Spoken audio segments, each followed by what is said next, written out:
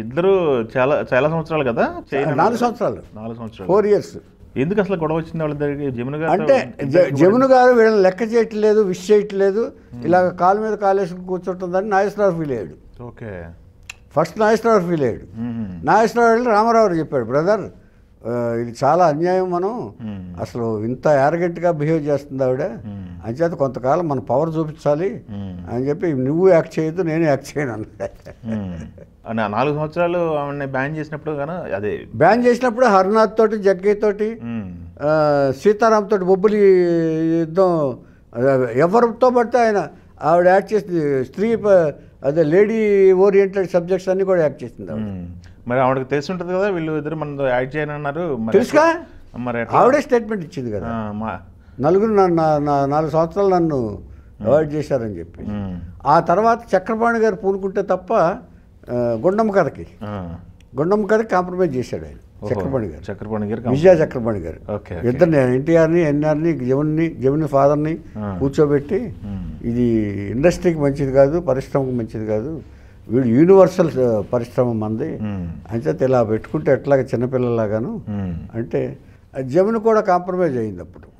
ఎందుకంటే ఎంతకాలం ఇప్పుడు కొంతకాలం పౌరుషంగా అప్పుడు బతకటం అనేది, డబ్బు ఉండటం అనేది ప్రధానం కాదండి. రిలేషన్షిప్ లేకపోతే మైండ్ ఎంత డబ్బు అనేది, 1 కోటి రూపాయలు ఉన్నా కూడా మీ మైండ్ బాగలేకపోతే యూ కాంట్ లివ్ పీస్ఫుల్లీ. అది జరిగింది అక్కడ.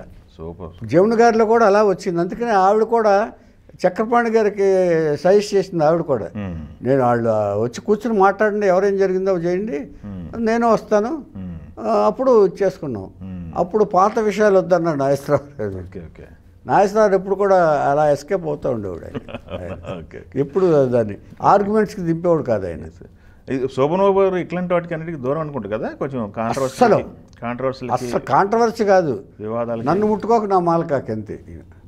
తన పని ఏంటి, తను చేసుకోవటం ఏంటి, తన డబ్బు ఏంటి, తన లెక్కలేంటి తీసుకునే, షూటింగ్లో కూడా లెక్కలు వేసుకునేవాడు ఆయన. అవునా? షూటింగ్ కూడా దీనికి ఎంత, దీనికి ఎంత, ఈ బిల్డింగ్కి ఎంత, దీనికి ఎంత అడ్వాన్స్ ఇవ్వాలి, దీనికి ఎంత ఇవ్వాలి అంటే లెక్క వేసుకునేవాడు ఆయన. ఎన్ని సినిమాల వర్క్ ఆయనకి వచ్చిందా మీకు వర్క్ పని శోభన్ బాబు గారిది? అసలు నేను డైరెక్షన్ చేయాల్సింది కుదరలా. శోభన్ బాబు గారితో ఎప్పుడు 2 సార్లు మిస్ అయింది. అవునా? నా ఫస్ట్ సినిమా శోభన్ బాబు గారితో అడ్వాన్స్ కూడా ఇచ్చాను. వడ్డే రమేష్ ప్రొడ్యూసర్. ఏదో డిఫరెన్స్ ఆఫ్ ఒపీనియన్ వచ్చింది అది. ఒకసారి వడ్డే రమేష్ గారితో ఇదివరకే అడ్వాన్స్ ఇచ్చి క్యాన్సిల్ అయింది, మళ్ళీ నాతో అడ్వాన్స్ ఇచ్చి క్యాన్సిల్ అయింది. వాళ్ళిద్దరికి డిఫరెన్స్ ఒపీనియన్ మీకు? వాళ్ళిద్దరికి డిఫరెన్స్ ఒపీనియన్, మంది కాదు. Okay okay okay. ఆ తర్వాత ఆయన వసూలు చేసేసాడు డబ్బులు, 50,000 చెక్ నేనే ఇచ్చా గురువుగారి మధ్యలో పెట్టి. ఓకే. ఎక్కడ షూటింగ్ జరుగుతుండగా వెళ్ళి అడ్వాన్స్, నందం హరిశ్చంద్ర డైరెక్టరు, శోభన్ బాబు ఆర్టిస్టు. శోభన్ బాబు శ్రీదేవితో తీద్దాం అనుకున్నా ఫస్ట్. 50,000 అడ్వాన్స్ అంటే అసలు రెమ్యునరేషన్ ఎంత ఉండేది సార్ శోభన్ బాబు గారు? అప్పుడు అంతే 3 లక్షలు 4 లక్షలు ఉండేది మీరు అనుకున్న టైంలో అంతే. ఎన్ని సినిమాలు పనిచేసారు సార్ శోభన్ బాబు గారి కాంబినేషన్లో? దాసు గారి శోభన్ బాబు గారి కాంబినేషన్లో నేనా? మీకు పడేది కదా? దీపారాధన ఒకటే పనిచేశాను నేను. దీపారాధన ఎక్కువ? ఓకే. అంటే 4-5 సినిమాలకి చేసింది ఆయన. అవును. అందులో నా యూనిట్కి ఒక దీపారాధన అంటే నేను పనిచేస్తే ఎప్పుడు కూడా నేను బాగా నా వాయిస్ తోటి ఇదిగా ఉంటుంది కదండి, నేను బాగా దగ్గర అవుతాను వాళ్ళకి, గుర్తుండిపోతాను నేను. నందం హరిశ్చంద్రం అంటే గుర్తుండిపోతాను, అంటే ఒక ఎఫెక్టివ్గా ఉంటుంది నా పెర్ఫార్మెన్స్. మీకు అర్థం కాలే? అవును, ఒక సినిమా అయినా ఎఫెక్ట్గా ఉంటుంది. నేను మాట్లాడి సార్ రెడీ సార్ అంటాను, ఇలాగ మాట్లాడతాను, సార్ రెడీ సార్ ఇలా అనేవాడిని కాదు నేను. అంటే విత్ అట్మోస్ట్ రెస్పెక్టే, అంటే మనకు తెలియక కాదండి. ఆ తర్వాత ఏదన్నా ఉంటే ఓపెన్గా డిస్కస్ చేస్తాను ఆర్టిస్టులతో కూడా ఆయన. ఓకే. నన్ను హెరాస్ చంద్రరావు అని పేరు పెట్టాడు శోభన్ బాబు గారు. అవునా? అంటే డబ్బింగ్లో ఎక్కువ కాంప్రమైజ్ అయ్యేవాడు కాదు. డబ్బింగ్ చేసేటప్పుడు మా గురువు గారితో మాట్లాడేటప్పుడు హెరాస్ చంద్ర ఉన్నాడా అంటే డబ్బింగ్లో వాళ్ళ పాయింట్ ఆఫ్ వ్యూ ఓకే అవుద్ది, కానీ నా పాయింట్లో ఓకే కాకపోతే నేను 1 more అడిగేవాడిని. అలా రామారావుని కూడా అడిగాను, ఏమైంది అన్నారు ఆయన. ఒకసారి ఆయన లేదు సార్ ఇక్కడ చిన్న తేడా వచ్చింది, ఇంకోసారి చెప్తే బెటర్ అంటారు. ఇప్పుడు సింక్ అయితేనేమో అడ్జస్ట్ చేసుకోవచ్చు సార్, కానీ చిన్న ఎక్స్ప్రెషన్ తేడా ఉంది అందుకని అడుగుతున్నాను సార్ అంటే కన్విన్స్ అయ్యాడు. ఓకే, నన్ను గౌరవించాడు కూడా ఆయన. ఓకే, రామకృష్ణ స్టూడియోలో గౌరవించాడు కూడా ఆయన. శోభన్ బాబు గారితో అట్లాంటి అనుభవాలు ఏం లేవా, జ్ఞాపకాలు? అదే లేవు. ఓకే ఓకే, అంటే ఇప్పుడు మన టార్గెట్ అది కాదు కదా సార్, మనం అవును స్మూత్గా పనిచేసిపోవటం ఇది. కానీ కాకపోతే ఏంటంటే ఎవరన్నా ఏదైనా అన్యాయంగా నన్ను అంటే మాత్రం నేను భరించగలిగేవాడిని కాదు, ఎవరైనా సరే, హూ ఎవర్ ఇట్ మేబీ.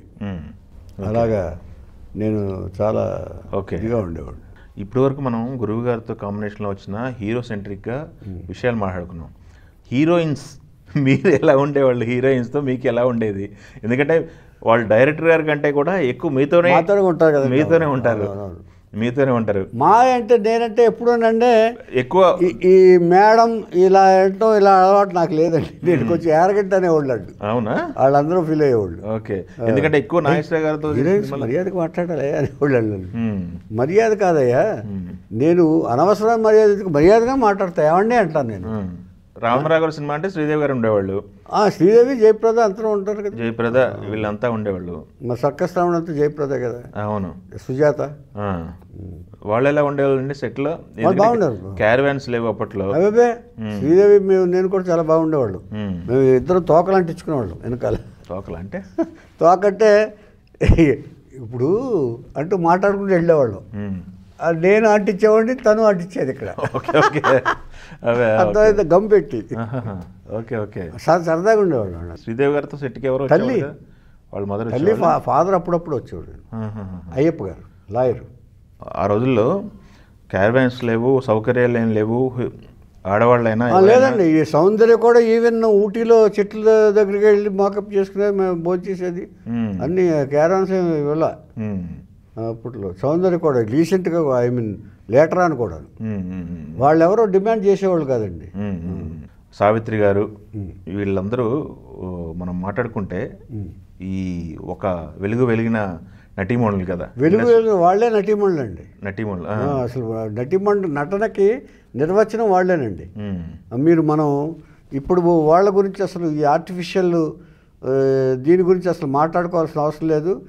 ఈ తరం దురదృష్టం వాళ్ళు లేకపోవటం. ఓకే, నాకు తెలిసి నేను అనుకోవటం. ఇచ్చేత సినిమాలు చూస్తాం, సినిమాలు 1000 కోట్లు కానివ్వండి, 2000 కోట్లు కానివ్వండి, అందులో ఎసెన్స్ ఎంత ఉందా? ఇప్పుడు ఇంత ఉంటుందండి ఒక కాయ, దాంట్లో ఎంత తినగలం, ఏంటిది ఎసెన్స్ ఏముంటుందని, స్ట్రెంగ్త్ ఎంత ఉంటుందని ఆలోచించాలి కదా మనం. అవును, అలాగా. అంచేత అలాగా ఇప్పుడు ఆర్టిస్టులు కానీ ఈస్థెటిక్ సెన్స్ ఉన్నవాళ్ళు కానీ ఎవరు లేరండి. ఓకే, నా స్టేట్మెంట్. మీ స్టేట్మెంట్. ఇప్పుడున్న హీరోల పరిస్థితి సార్, హీరోల్లో ఆర్టిస్టులు అంటే మంచి ఆర్టిస్టులు అండి. ఇప్పుడున్న యంగెస్ట్ హీరోలందరూ బాగా పెర్ఫార్మెన్స్ ఓరియంటెడ్ అండి, బాగా ఎమోషన్స్ బాగా పండించగలరు. మీకు అంటే పాత్రలు రావాలి వాళ్ళకి అంతే.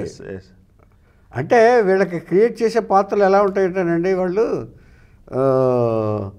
ఏదో ప్రజల్ని ఎక్సైట్ చేసే పాత్రలు సృష్టించి 4 ఫైట్లు ఇది పెడితే కాదండి అది. పెర్ఫార్మెన్స్ చేయగలరు ఆర్టిస్టులే వీళ్ళందరూ, పెర్ఫార్మెన్స్ చేయగల ఆర్టిస్టులే. ఓకే, కాకపోతే వాళ్ళకి దొరకాలి. ఇప్పుడు వాళ్ళు చూజ్ చేసుకున్నారండి. ఇప్పుడు రామారావు గారు ఎంత యంగేజ్లో రాజుపేద అనే క్యారెక్టరు డీగ్లామరైజ్ పాత్ర చేశాడా లేదా ఆయన? ఏమండి, అప్పట్లో ఎన్నుకున్న పాత్రలు వీళ్ళు తర్వాత యంగేజ్లోనే బడిపంతులు అనే సినిమా ఉత్త క్యారెక్టర్ చేశాడా లేదా ఆయన, పెర్ఫార్మెన్స్ ఓరియంటెడ్. ఇప్పుడు ఎవరు చూజ్ చేసుకుంటున్నారండి? పైగా వీళ్ళు షూట్ అవర్ కూడా వాళ్ళ పర్సనాలిటీ తగ్గట్టు ఇప్పుడు వేస్తే ఆర్టిఫిషియల్గా ఉంటాయి వీళ్ళకి, ఓల్డ్ వేషాలు వేస్తే. సో వీళ్ళ దురదృష్టం ఏంటంటే వీళ్ళకి ఆ క్యారెక్టర్ రావు, ఎవరు క్రియేట్ చేసే డైరెక్టర్స్ ఉండరు ఇప్పుడు. ఓకే.